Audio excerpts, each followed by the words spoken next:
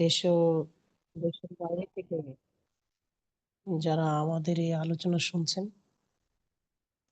তাদের সবার প্রতি অফুরন্ত ভালোবাসা এবং শ্রদ্ধা। দেশে এবং দেশের বাইরে থেকে একাডেমি 21-এর এই আয়োজনে সবাই সম্পৃক্ত হয়ে আমাদের এই কার্যক্রমকে সামনে এগিয়ে নিয়ে যাওয়ার ক্ষেত্রে যথেষ্ট ভূমিকা পালন করছেন। আপনাদের ব্যস্ততম সময়ের মধ্যে থেকে কিছুটা সময় এক্ষেত্রে আপনারা প্রদান করছেন, এই জন্য বিশেষ কৃতজ্ঞতা। আসসালামু আলাইকুম রহমতুল্লাহ তাআলা ওয়া বারাকাতুহু। আমরা বেশ কয়েকটা দিন থেকেই সোশ্যাল সাইকোলজি ভিত্তিক সাইকোলজিক্যাল সোশ্যাল পার্সপেক্টিভ এবং এটার সাথে আমাদের মানসিক স্বাস্থ্যের বিষয়গুলো নিয়ে কিছুটা আলোকপাত করার চেষ্টা করছি। আজকের এই আলোচনার বিষয়বস্তু হবে মানুষের সেক্সুয়ালিটি এবং সেক্সুয়াল বিহেভিয়ার ডেভেলপমেন্ট। এই বিষয়টার সাথে আমাদের ব্যক্তি মনস্তত্ত্ব প্লাস সামাজিক আচরণ কিভাবে অস্বাস্থ্যকর হয় এবং সেক্ষেত্রে আমাদের করণীয় কি হতে পারে সেই বিষয়গুলো নিয়ে আমরা একটু আলোকপাত করব। সেক্সুয়ালিটি এবং সেক্সুয়াল বিহেভিয়ার, মেন্টাল হেলথ এর একটা আলোচনা।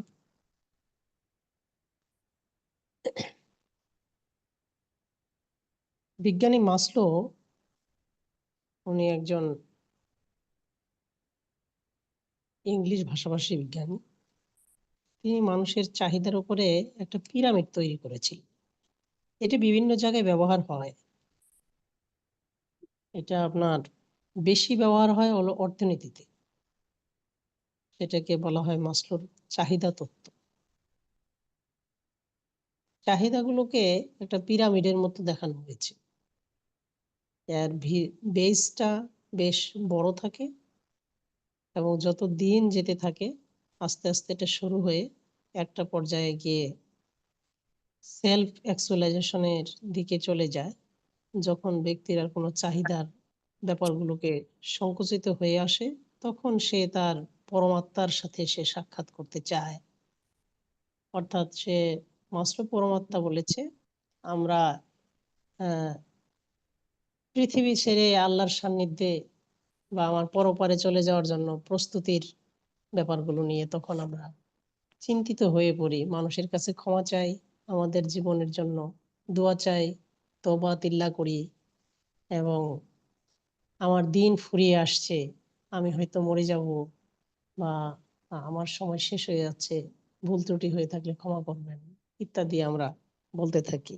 এই জায়গাটা এই পরমাত্মার সাথে সাক্ষাৎ করার ব্যাপারটাকে সে সেলফ অ্যাকচুয়ালাইজেশন বলেছে।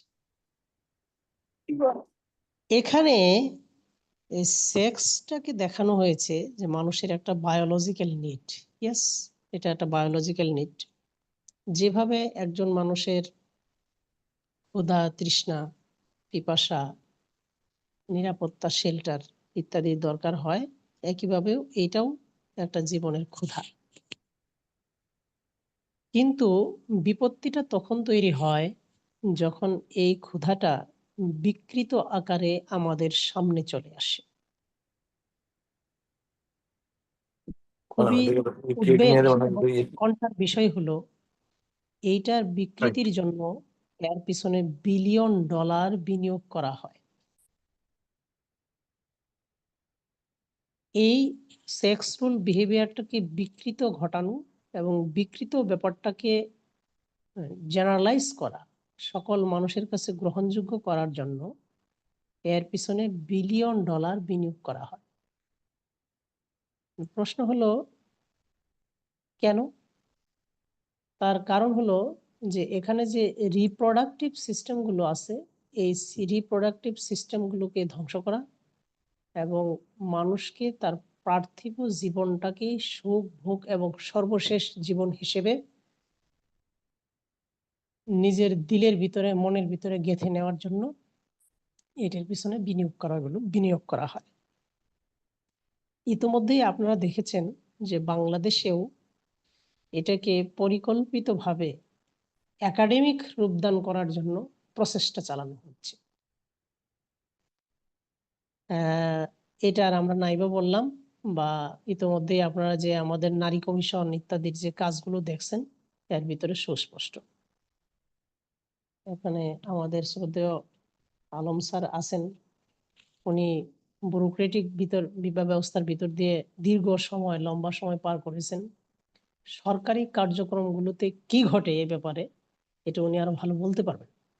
তো আমাদের ফোকাস সেখানে নয়, আমরা বলছি যে সেক্স রোল বিহেভিয়ার এবং এটার সাথে মেন্টাল হেলথের ব্যাপারটা কিভাবে জড়িত এবং আমরা আমাদের নিজেদের জন্য এবং আমাদের সন্তানদের জন্য কি করতে পারি।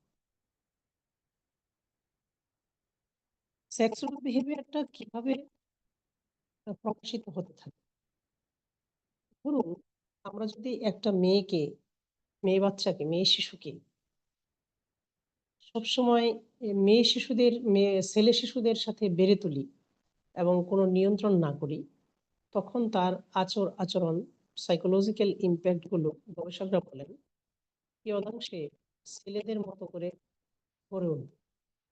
তার রুচিবোধ, তার হাঁটা চলা, তার কথা বলার ঢং, তার মানুষের সঙ্গে তার ভাব বিনিময়, এই জিনিসগুলো ছেলেদের মতোই বেড়ে উঠবে।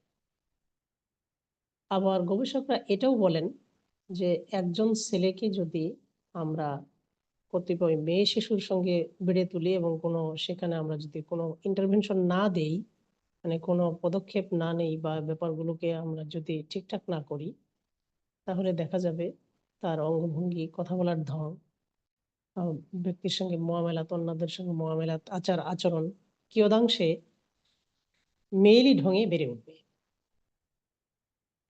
এটা সবার ক্ষেত্রে হবে না, একটা সিগনিফিকেন্ট সংখ্যায় হবে যারা ভালনারেবল, বিশেষ করে ভালনারেবল ডেভেলপমেন্ট ক্ষেত্রে যারা ভালনারেবল, তাদের মধ্যে এই অবস্থাটা তৈরি হতে পারে। অনাকাঙ্ক্ষিতভাবে আমাদের সমাজ জীবনে উল্লেখযোগ্য কিছু মানুষ আমরা আছি যারা এই বিষয়টার উপরে খুব বেশি ফোকাস দেই না, যার ফলে দেখা যায় যে একটা পর্যায়ে গিয়ে আমাদের বিপত্তি ঘটে। এটা গেল একটা জিনিস।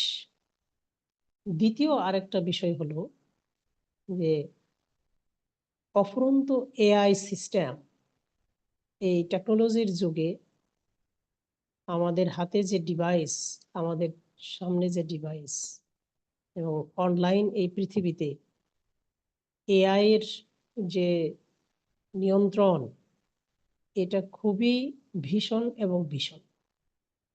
এআই কতভাবে মানুষকে যে নিয়ন্ত্রণ করে এ ব্যাপারে যদি আমরা খোঁজখবর না রাখি এবং কিছুটা শিক্ষিত হয়ে গড়ে না উঠি, তাহলে এই সেক্স রুল বিহেভিয়ারটার ব্যাপারে আগামী 10 বছরের মধ্যে আমরা ভয়ঙ্কর একটা পরিণতি দেখতে পাবো। তখন আমাদের কান্নাকাটি করা ছাড়া আর কোনো উপায় থাকবে না। এর মধ্যে একটা বিশেষ জায়গা হলো সোশ্যাল মিডিয়া, বিশেষ করে টিকটক। এখানে যে কি কাহিনীগুলো করে সেক্স রুলের ব্যাপারে নিয়ে, কি ধরনের যে চাংগুলো তৈরি হয়, এটা যারা দেখছেন গুণীজনরা খুব ভালো করে হয়তো উপলব্ধি করতেছেন। এই সামগ্রিক বিষয়ে সেক্সুয়াল বিহেভিয়ার নিয়ে আমাদের সতর্ক থাকা এবং এ ব্যাপারে যথেষ্ট সাইকো এডুকেশনাল ক্লাস নেওয়া, সাইকো এডুকেশনাল ডায়ালগ শুরু করা এখনই সময়ের দাবি। তা না হলে আগামী 10 বছরের মধ্যে আমরা সুস্পষ্টভাবেই দেখতে পাচ্ছি একটা মহামারী আকার ধারণ করবে, যেখান থেকে আমরা আমাদের সন্তানাদি, আমাদের পরবর্তী প্রজন্মকে সঠিক রাস্তা দেখানো আমাদের জন্য সম্ভব হবে না। তো এটা হলো দ্বিতীয় আরেকটা দিক। থার্ড যে জিনিসটা আমরা দেখতে চাই সেটা হলো আধুনিকতার ছোঁয়া আমাদের আধুনিকতার ছোঁয়া আমাদের খুবই জেঁকে বসেছে। আমাদের জীবনযাত্রায়, পোশাকে, পরিচ্ছদে, কথাবার্তায়, ব্যবহারে বিষয়গুলোকে হালকা করে নেওয়া, আধুনিকতার নাম দিয়ে হালকা করে নেওয়ার একটা প্রবণতা ব্যাপকভাবে আমাদেরকে যেমন জেঁকে বসেছে আমাদের উপরে। পোশাক পরিচ্ছদ, পাশ্চাত্য ঘরানার বিষয়গুলো, এই জিনিসগুলো আমাদেরকে খুব জেঁকে বসেছে, যার ফলে আমাদের একটা সেক্স রুল ওরিয়েন্টেড কালচারাল পরিবর্তন খুব ভীষণভাবে লক্ষ্য করা হচ্ছে বিগত 20 বছর ধরে। বিগত 20 বছর ধরে এটা ব্যাপকভাবে লক্ষ্য করা যাচ্ছে। একটা উদাহরণ আমরা দেখি, খুব সিম্পল উদাহরণ দিই যে আমরা একটা টুইস্ট করার জন্য। যেমন ধরুন, একসময় আমরা দেখতাম যে হয়তো আমাদের মা বোনেরা মাথায় কাপড় দিচ্ছে না, আমরা সেটা হালকাভাবে নিচ্ছি, কিন্তু যখন দেখা গেল যে আজান হচ্ছে, তখন তারা তাদের আঁচলটা টেনে মাথায় দিচ্ছে বা তার ওড়নাটা টেনে মাথায় দিচ্ছে এবং আটসাট হয়ে বসছে, নিয়ন্ত্রণ করছে। এবং রমজান মাসে টিভি উপস্থাপিকাদেরকেও দেখা যেত যে চুলের খোপার উপরে ওড়না ফেলে দিয়ে সংবাদ পাঠ করত। মানে মাথায় কাপড় দেওয়া তো না, মাথায় কাপড় দেওয়ার মতো একটা অভিনয় হইলেও তারা করতেন, এটা দেখা যেত। এটা পরিবর্তন হয়ে এখন কি আসছে আমাদের কাছে? আমাদের কাছে আসছে এইভাবে যে ওড়নাটাই নাই, নাই হয়ে গেল। আমাদের উদ্দেশ্য, আলোচনার বিষয়বস্তু কিন্তু ড্রেস না। আমাদের উদ্দেশ্য হলো এখানে ড্রেস আলোচনা করার বিষয় না, বিষয় হলো যে সেক্সুয়াল বিহেভিয়ার গুলো ক্রমান্বয়ে কিভাবে পরিবর্তনের দিকে যাচ্ছে এবং কত স্লো বয়েলিং আকারে ধীরে ধীরে ধীরে ধীরে চেঞ্জ হয়ে যাচ্ছে, যেটা আমাদের চোখ খুব সহজে গ্রহণ করতেই পারছে না, বা আমাদের চোখ এটার সাথে ইউজড হয়ে যাচ্ছে, আমাদের মন এটার সাথে ইউজড হয়ে যাচ্ছে। তো এ ধরনের একটা পরিবর্তন আপনি দেখতে পাবেন। তো এটা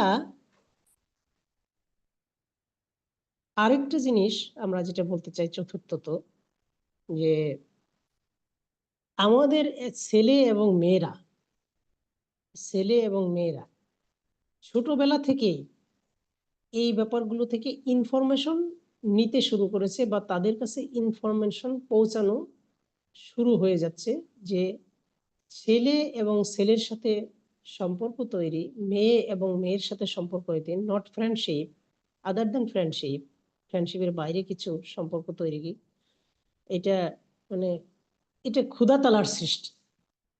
আমি এভাবেই হয়েছি, আমাদের আল্লাহ তাআলা বা আমাদের ভগবান বা আমাদের সৃষ্টিকর্তা আমাদেরকে এভাবে দিয়েছে। কাজে এতে আমার দোষ না। আমি ইবাদত বন্দেগী করতে পারি, সব কিছু করতে পারি, কিন্তু সেক্স রুলের ক্ষেত্রে আমি সেম সেক্সের প্রতি আকর্ষণ হতেই পারি। কারণ হলো এটা আমাকে সে দিয়েছে, আমার সৃষ্টিকর্তা দিয়েছে। আস্তাগফিরুল্লাহ। এই ধরনের একটা মেসেজ আমাদের কোমলমতি ছেলে এবং মেয়েদের মধ্যে দেওয়া হচ্ছে, পরিকল্পিতভাবে দেওয়া হচ্ছে। এভাবে সেক্স রোলের ক্ষেত্রে অনেকগুলো সাংঘাতিক রকমের পরিবর্তন আপনারা লক্ষ্য করবেন, এবং এটাকে খুব সস্তাভাবে নেওয়ার কোনো সুযোগ নেই। সাইকোলজিক্যাল ভিউ পয়েন্ট থেকে এটাকে কোনো সস্তাভাবে নেওয়ার কোনো সুযোগ নেই। এটাকে সিরিয়াসলি নিতে হবে। না নিলে পরে আগামী 10 বছরের মধ্যে মুসলিম কমিউনিটির ভিতরে আমাদের ব্যাপক একটা পরিবর্তন আসবে, যেটা নিয়ে আমাদের কান্নাকাটি করা ছাড়া কোনো রাস্তা থাকবে। তো আমরা এবার আসি যে এই বিকৃত সেক্স রোলগুলো আমরা নর্মাল সেক্স রোলটা কিভাবে তৈরি হয়। নর্মাল সেক্স রোলের ব্যাপারে খুব ইসলামিক ফেনোমেনাটা খুব পরিষ্কার, খুবই পরিষ্কার, এবং খুবই একেবারে মানে বিধিবদ্ধ করা, খুবই বিধিবদ্ধ করা। কিরকম? যে 10 বছর হলে পরে তুমি অবশ্যই তোমার সন্তানদেরকে বিছানা আলাদা করে দাও। 7 বছর হলে পরে তুমি তোমার সন্তানদেরকে নামাজের শিক্ষা প্রদান করো। ফিলোসফিক্যালি এবং স্পিরিচুয়ালি আমাদের এখানে আদেশটা এসেছে নামাজের, কিন্তু এটার একটা সোশ্যাল ইম্প্যাক্ট খেয়াল করো। এটা এখানে 7 বছর হলে পরে একজন মানুষের কগনিটিভ ডেভেলপমেন্টটা প্রকাশ পেতে থাকে। কগনিটিভ ডেভেলপমেন্টটা শক্ত থেকে শক্তর দিকে যেতে থাকে, মানে হতে থাকে। এবং এই পর্যায়ে এসে আমাদের পথ প্রদর্শক নবী রাসূলগণ বাচ্চাদেরকে নামাজের কথা বলেছেন, অর্থাৎ পবিত্রতার কথা বলেছেন, মনের পরিশুদ্ধতার কথা বলেছেন। এবং মানে তুমি চাইলেই সবকিছু তোমার নিজের মতো করে করতে পারবে না, এবং তোমার আচরণগুলোকে মানে একটা স্বতঃসিদ্ধ নিয়মের মধ্য দিয়ে যেতে হবে, যেটা গ্রহণযোগ্য, যেটা আনহেলদি নয়, হেলদি, যেটা হিউম্যান বিং এর জন্য হেল্পফুল, যেটা হিউম্যান বিং এর জন্য মানে আসলে তৈরি করা হয়েছে, সেই আচরণটার ভিতর দিয়ে তোমাদেরকে যেতে হবে। এটা 7 বছর বয়স থেকে আমাদের বাচ্চাদেরকে বলার জন্য নির্দেশ দেওয়া হয়েছে। এবং 10 বছর বয়সে গিয়ে বিছানা আলাদা করা হয়েছে। প্রশ্ন হলো যে এর তো একটা শরীয়তি যেমন গ্রহণযোগ্যতা আছে, সাইকোলজিক্যাল একটা বিষয় এখানে আছে। কিরকম? 10 বছর বয়সের পরে, বিশেষ করে 10 বছর বয়সেই মোটামুটি আপনি যদি একটা ডাটা কালেকশন করে দেখেন যে একটা বিশেষ সংখ্যার মেয়েদের মিনিস্ট্রেশন শুরু হয়ে যায়। ছেলেদেরটা একটু দেরিতে হয়। মিনিস্ট্রেশন পিরিয়ড 10 বছর বয়সে মেয়ে বাচ্চাদের মধ্যে শুরু হয়ে যায়। খেয়াল করেন, এটার সঙ্গে কানেক্ট করার চেষ্টা করেন এবং ভাবেন, বিজ্ঞ উপস্থিতি আপনারা ভেবে দেখেন যে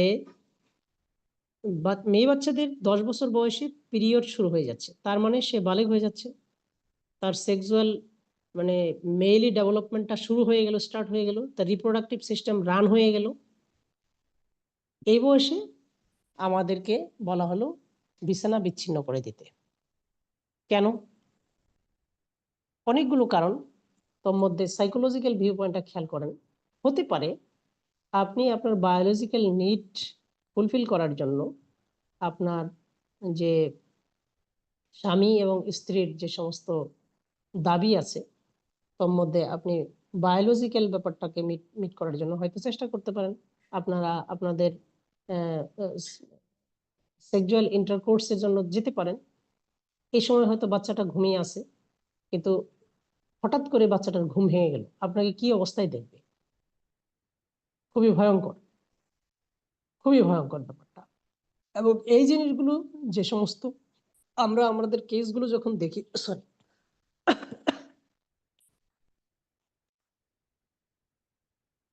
কেসগুলো যখন দেখি, এরকম কিছু কেস পাই যাদের মধ্যে এরকম আনহেলদি সেক্সুয়াল ডেভেলপমেন্ট আছে বা বর্ডারলাইন পার্সোনালিটি আছে। তাদের মধ্যে একটা দেখা যায় যে এটাকে খুব মারাত্মকভাবে বাচ্চারা পারসিভ করছে, এবং এটাকে কখনো পানিশমেন্ট অথবা এটাকে কখনো গ্রেটিফিকেশনের জায়গা হিসেবে চিহ্নিত করে সে এইটাই একটা দীর্ঘ সময় ধরে অনুসন্ধান করার চেষ্টা করেছে, অ্যাটলিস্ট 25 ইয়ার্স এজ পর্যন্ত, 25 বছর বয়স পর্যন্ত।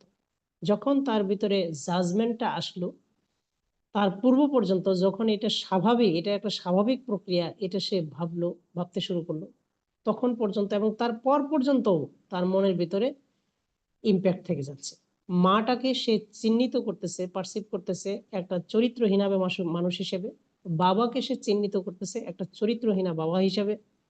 এখানে এই জিনিসটা খুবই খারাপ কাজ করছে, গুনাহের কাজ করছে, এইভাবে সে পারসিভ করে যাচ্ছে।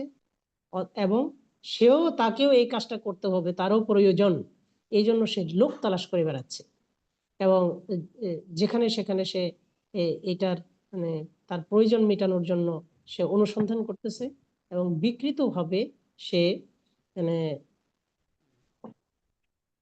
তাকিয়ে থাকতেছে, দেখতেছে, এবং সেখানে সেটার ওই তাকিয়ে থাকার দেখার ভিতরে তার সুখ খোঁজার চেষ্টা করতেছে। এই ব্যাপারগুলো আমাদের কেসগুলোর ভিতরে আমরা পাই। অনেকগুলো জিনিস আমি খুব হালকাভাবে দুই একটা হিন্টস দেওয়ার চেষ্টা করলাম। তাহলে প্রশ্ন হলো যে আমার ছেলেটাকে বা আমার মেয়েটাকে এই বিকৃত মানসিকতা, পারভার্ট মানসিকতার ভিতরে ঠেলে দিল আমার অসতর্কতা। আমি অসতর্ক ছিলাম, আমার এই অসতর্কতা আমাকে এই বিকৃত বিষয়ের দিকে ঠেলে দেওয়ার জন্য দায়ী।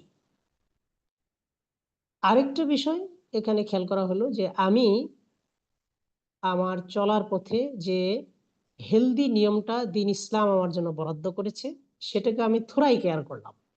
আমাকে বলে দেওয়া হয়েছে যে তুমি 10 বছরে পৃথক করো, তার আগে থেকে তো চাইলে আমরা পারতাম, বা তার আগে থেকে আমি সতর্ক হইলে তো পারতাম, কিন্তু আমার এই অসতর্কতার কারণে এখানে ভয়ঙ্কর একটা বিপত্তি ঘটে যাচ্ছে।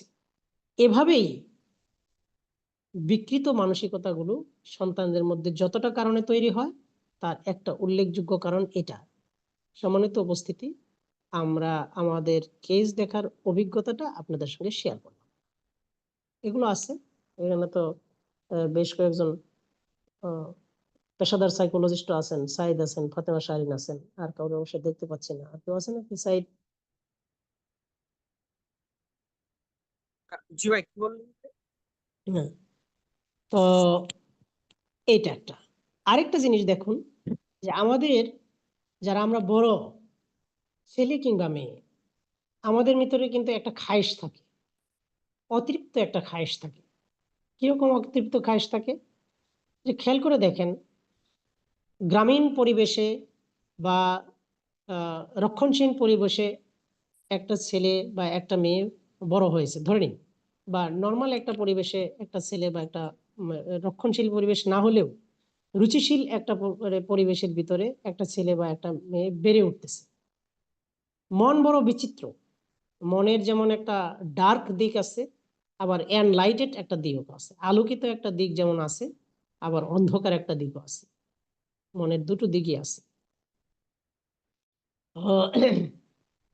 অন্ধকার আমার মন,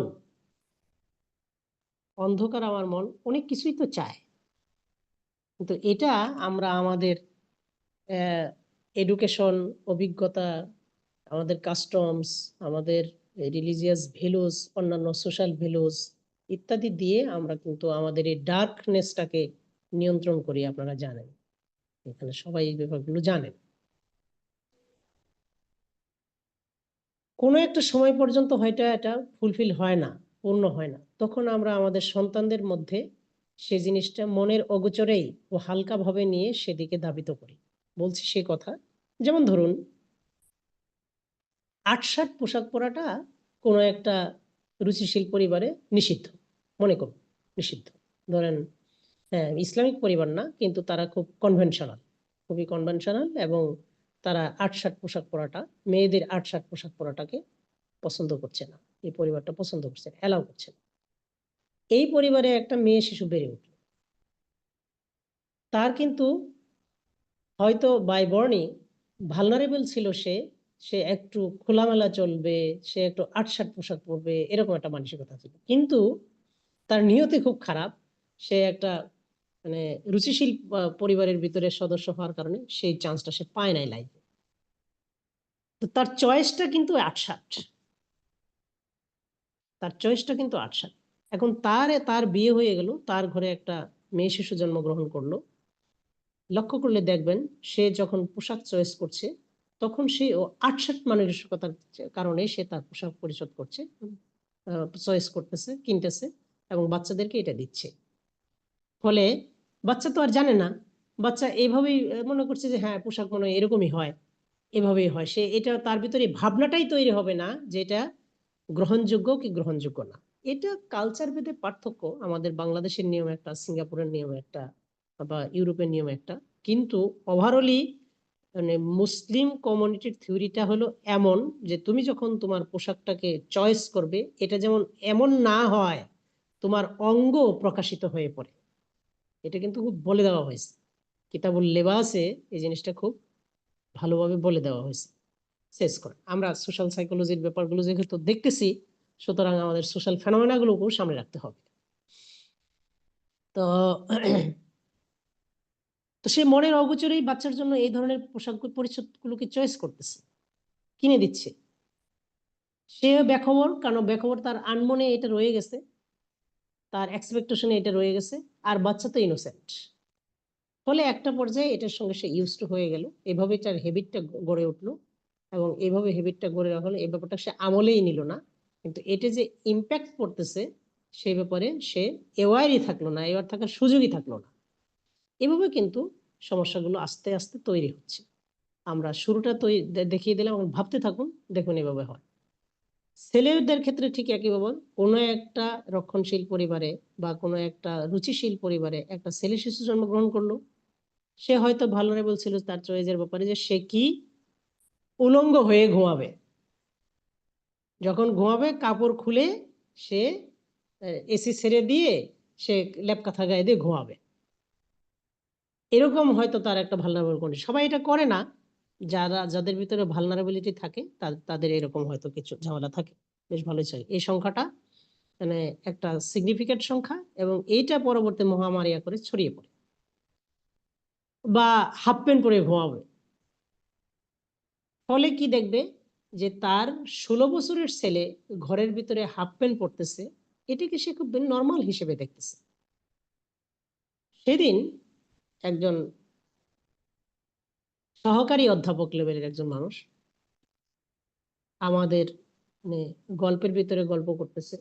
আমি আমার মেয়েদেরকে মানে বললাম, মা তোমরা তো এখানে ঘরের পরিবেশে থাকো, আমি তোমাকে কয়েকটা গেঞ্জি কিনে দিব, তুমি এগুলো ঘরে পড়তে পারবা, যাতে তোমরা খুব সুন্দরভাবে এই গরমের ভিতরে ভালোভাবে থাকতে পারো। আমি কোনো কথা বললাম না, কারণ হলো উনি আমি যা বলতে চাই এটা উনি বোঝার জন্য রেডি না, বা ওইভাবে ওই পরিবেশে বলা যাবে না। তাহলে দেখুন, যে জন্য আমি এই জিনিসটা আপনাদের সামনে তুললাম, যে একজন সহকারী অধ্যাপক সে তার দুটো মেয়ে বাচ্চাকে বড় করছে, এই গরম পরিবেশে এসে আমাদের মতো একটা আড্ডায় সে তার এই ব্যাপারটা তুলে ধরতে কার্পণ্য বোধ করতেছে না, মানে অস্বস্তি অনুভব করতেছে না, এবং এটা তার কাছে একদম পান্তাভাত। কিভাবে এই পারসেপশন গুলো পরিবর্তন হয়ে যাচ্ছে আমাদের এটা, আমরা যারা একাডেমি 21-এর সাথে জড়িত এবং একাডেমি 21-এর চিন্তার সাথে নিজেদেরকে মার্চ করেছি, আমাদের মাথায় আমাদের এন্টিনায় এই জিনিসগুলো খেয়াল রাখা দরকার, এবং এগুলো ব্যাপকভাবে ছড়িয়ে দেওয়া দরকার, কথা বলা দরকার। কথা না বললে আমরা খুব মানে ভয়ঙ্কর একটা পরিণতির দিকে যাবো আস্তে আস্তে। তো সে কিন্তু ওইভাবে হাফ প্যান্ট মার্কা একটা ছেলেকে গড়ে তুললো। প্রশ্ন হলো, 8-7 পোশাক যদি মেয়েরা পরে সেদিকে অন্য একটা ছেলে যেমনই তাকায়, তেমনি এরকম আধা খেসরা মার্কা ছেলে যদি তার জামা পরে থাকে, মেয়েরা তার দিকে তাকাবে না? দুইজনের জন্য তো দুই দিকেই চুম্বক তৈরি করে দেওয়া হয়েছে, দুইজন তো অপোজিট, একটা আরেকটাকে মানে চুম্বকের মতো আকর্ষণ করে, বিপরীত মেরু আকর্ষণ করে। এই ব্যাপারটাকে আমরা আমলেই নিচ্ছি না, যে দুটোই আমাদের জন্য গুরুত্বপূর্ণ, এবং দুটোর ব্যাপারেই আমাদেরকে হেলদি প্র্যাকটিসের জন্য সবসময় প্রস্তুত থাকতে হবে। এভাবে আমরা পারভার্ট যে সাইকোপ্যাথোলজিক্যাল বিহেভিয়ারটা আছে সেটাকে আমরা প্রমোট করতেছি মনের অজান্তেই, বা এটাকে আমরা আহ্বান জানাচ্ছি, ওয়েলকাম জানাচ্ছি পারভার্ট ব্যাপারটাকে মনের অজান্তেই। এখন ওই ছেলে যদি মেয়ের অন্তর্বাস বারান্দায় ছড়াই দেওয়া আসে সেদিকে তাকায় থাকে, পাশের বিল্ডিং এ এরকম আন্ডারগার্মেন্ট দেওয়া আছে সেগুলো সে যদি একটা লাঠি দিয়ে টেনে নেওয়ার চেষ্টা করে, পারভার্ট তৈরি হয়, ওই সময় আমরা তাকে আমার ভর্তি করতে হয়। কিন্তু তার আগে আমি যদি সতর্ক থাকতাম, এই সোশ্যাল সাইকোলজিক্যাল পার্সপেক্টিভে যদি আমি সতর্ক থাকতাম, এই জিনিসটা সৃষ্টিই হতো না, বা এটা মিনিমাইজ হয়ে থাকতো, এটা এক মহামারী, মানে এটা একটা মানে প্যাথোলজিক্যাল আকার ধারণ করতো না। এইভাবে সেক্সুয়াল বিহেভিয়ার গুলো পরিবর্তন হয়। আরেকটা জিনিস যেটা আমাদের এই এই সময়ের মধ্যে সবচেয়ে বেশি গুরুত্বের সাথে দেওয়া হবে, দেখতে হবে, যে এই যে হার্মাফ্রোডাইট, তারপরে আপনার হিজরা, গে, লেসবিয়ান, এই ব্যাপারগুলোকে আমাদের খুব সিরিয়াসলি মাথায় নিয়ে আসতে হবে। গে লেসবিয়ান কমিউনিটি একটা তো হইলো, আমরা যেটা শুরুতেই বললাম যে ইন্টারন্যাশনাল কমিউনিটির বিলিয়ন ডলার বিনিয়োগ আছে, পলিটিক্স আছে এই ব্যাপারটাকে নিয়ে, এটাকে প্রমোট করার জন্য। এটা যেমন সত্য, তেমনি আরেকটা ব্যাপার এখানে সত্য আছে, পোর ইনকাম কান্ট্রিগুলোতে এটা একটা বিজনেস, এটা একটা বিজনেস।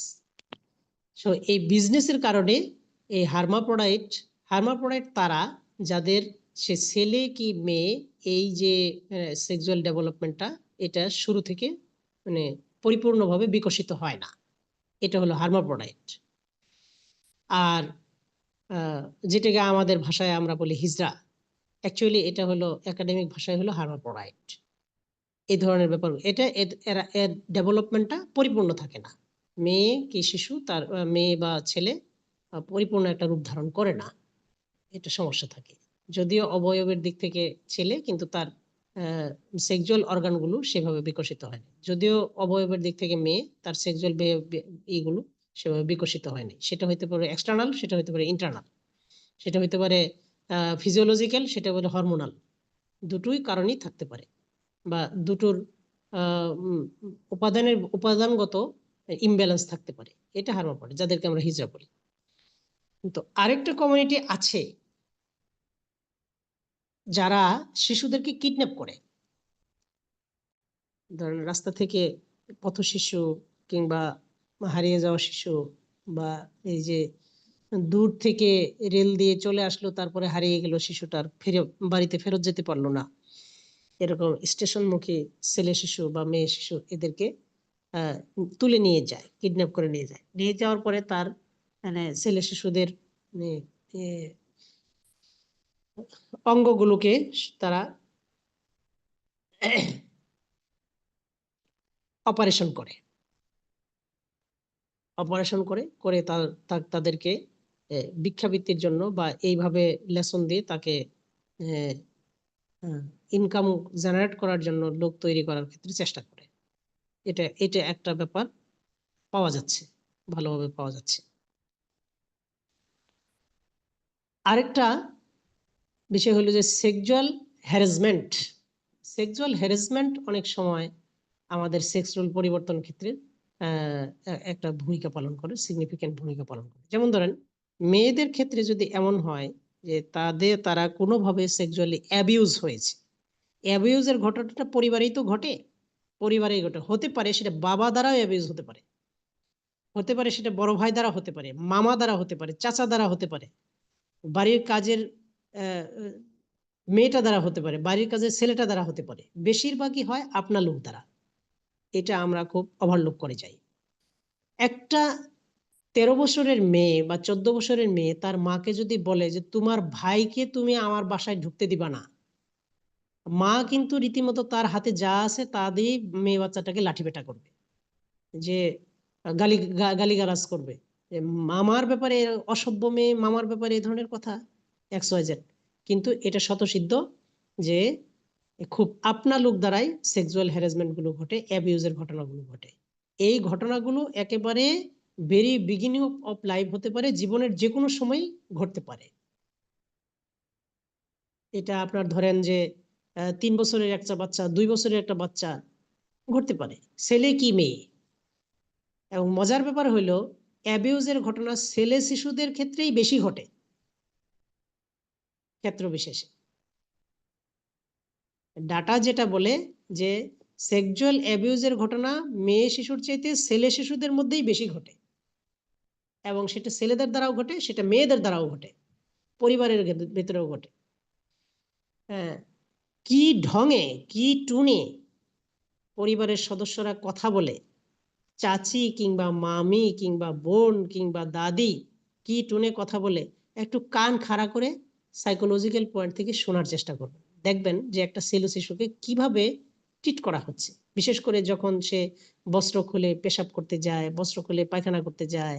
হ্যাঁ, এই বাচ্চাদেরকে মানে 4 বছর থেকে 7 বছর বয়স পর্যন্ত বা 6 বছর বয়স পর্যন্ত বাচ্চাদের সঙ্গে পরিবারের ফিমেলরা কিভাবে ট্রিট করতেছে, আপনি খেয়াল করলে কান পেতে রাখলে শুনতে পাবেন যে কিভাবে করতেছে। তো এই অ্যাবিউজের ঘটনাগুলো পরিবারের ভিতরে বিশেষভাবে ঘটে, খুব ঘটে। আর এটা একটা পর্যায়ে গিয়ে তাদেরকে এই বাচ্চাগুলোর একটা সংখ্যা মনে করে যে হ্যাঁ, এটা আমার অপোজিট সেক্সের সঙ্গে সেক্সুয়াল সম্পর্কটা আমার জন্য ক্ষতিকর, বা এটা পানিশমেন্ট বা এটা অ্যাবিউজিভ, তখন সে সেম সেক্সের প্রতি আসক্ত হতে থাকে। এটা মেয়েরা মেয়েদের প্রতি তখন আসক্ত হয়। যেন একটা মেয়ের সঙ্গে মিশতে যত সহজ, একটা মেয়ে একটা ছেলের সঙ্গে মিশতে কিন্তু মানে কিছুটা কঠিন, কিছুটা বাধা, বিয়ের আগে, বিশেষ করে বিয়ের আগে। আবার একটা ছেলে একটা ছেলের সঙ্গে মিশতে যত সহজ, একটা ছেলে একটা মেয়ের সঙ্গে মিশতে কিন্তু বিয়ের আগে এটা কঠিন, এটা কঠিন। তাহলে আমাদের কিন্তু ফোকাস ওটা না, তাহলে তো বিয়ের আগে আমরা একটা মেলামেশা করার সুযোগ দেবো, ব্যাপারটা কিন্তু তা না। এটা কঠিন, ছেলেদের সঙ্গে সহজ। এই সহজ পরিস্থিতিটা তাকে কিন্তু বিকৃত সেক্স নলেজ অর্জন করার জন্য একটা সুযোগ তৈরি করে দেয়, যেটা পরবর্তীতে হ্যাবিট হয়ে যায় এবং আমাদের ছেলেমেয়েরা বিকৃত মানসিকতার দিকে ধাবিত হয়, বিকৃত রুচি তাদের ভিতর তৈরি হয়, তারা সেম সেক্সের প্রতি এইভাবে আকর্ষণ হয়। আমরা একটা কেস দেখলাম এমন, এই মেয়েটা, তার ডেভেলপমেন্টটা কিভাবে হয়েছে, তার পরিবারে মানে কোনো ছেলে শিশু নাই, 3টে মেয়ে শিশু।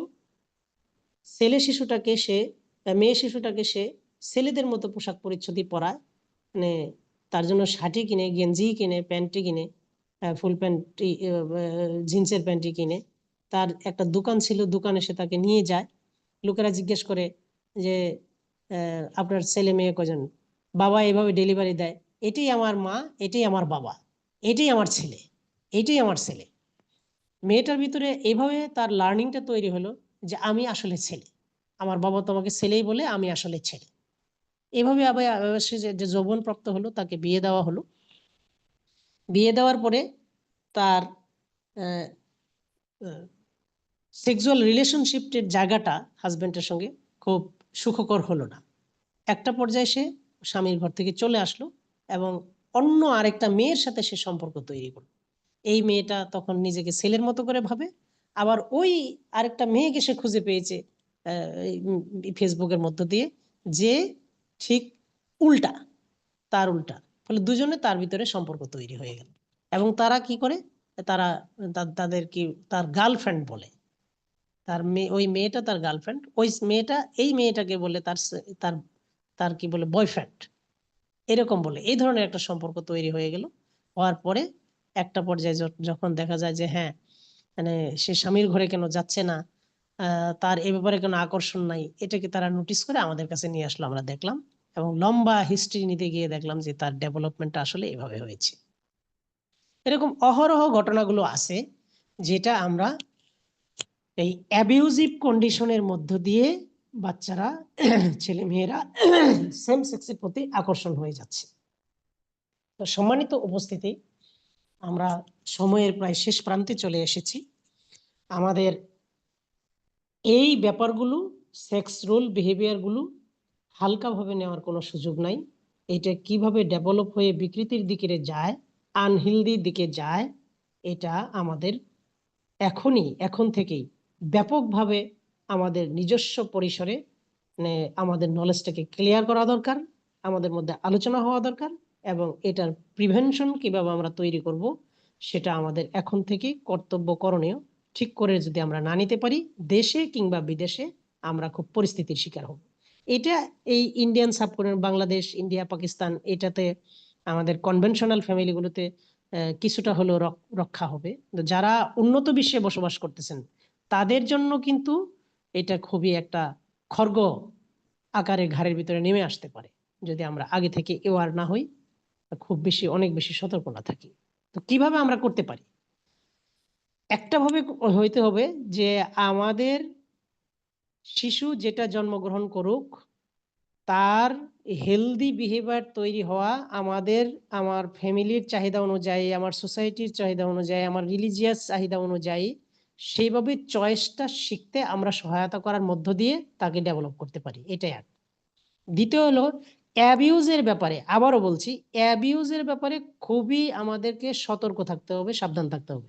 আমার ঘরে কে বসবাস করছে, ইভেন আমি আমার মেয়ে বাচ্চাটার সঙ্গে কিভাবে ডিল করছি, আমি আমার ছেলে বাচ্চাটার ক্ষেত্রে কিভাবে ডিল করছি, খুবই সতর্ক হতে হবে। সন্তান তো আমাদের জন্য বেহেশতের টুকরা, ঠিকই আছে, কিন্তু আমার আচরণ তো বেহেশতের টুকরা না। আমি আনমনে কি করি, আমার ভাবনার জগতে কি চলে, এভাবে আমি যদি সতর্ক থাকতে না পারি, মনের অজান্তে আমি নিজেও একটা অ্যাবিউজিভ ক্যারেক্টার হিসেবে গড়ে উঠতে পারি।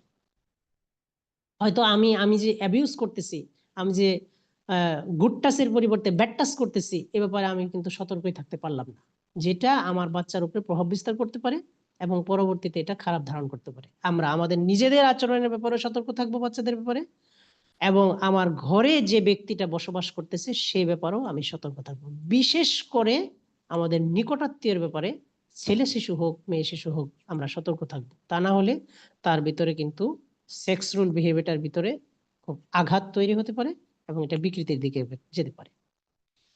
থার্ড যে জিনিসটা হলো ড্রেস চয়েসের ব্যাপারে, ম্যানার চয়েসের ব্যাপারে আমরা সতর্ক থাকবো, এবং যেটা মানে চিরাচরিত যে পদ্ধতি, সেই পদ্ধতিগুলো অনুকরণ করতে আমরা চেষ্টা করব। যেমন ছেলেদেরকে আমরা ট্রাউজার পরতে শেখানো, মেয়েদেরকে আমরা মেয়েদের যে থ্রি পিস টাইপের ড্রেস সেগুলো শেখানো, শীত প্রধান দেশ হলে মোটা কাপড় সে পরতে শেখানো, পাশ্চাত্য সভ্যতার সঙ্গে মার্চ করে না দিয়ে আমার সভ্যতার সাথে মার্চ করে দিয়ে সেভাবে ড্রেসটা চয়েস করার প্রয়োজন বোধে নিজস্ব টেইলারে জিনিসটাকে নিজস্ব ডিজাইনে তৈরি করে দিয়ে আমি ইয়ে করতে পারি, প্রস্তুত করতে পারি, যেটা কিছু কিছু হলেও পরে তাকে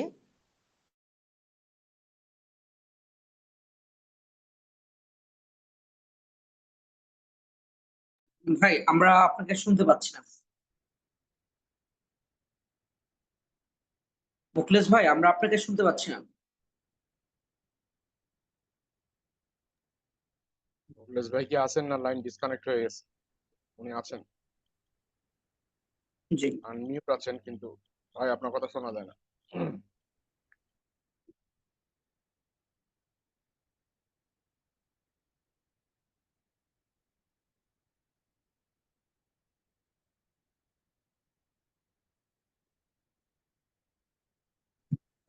কিছু শুনতে পাচ্ছেন?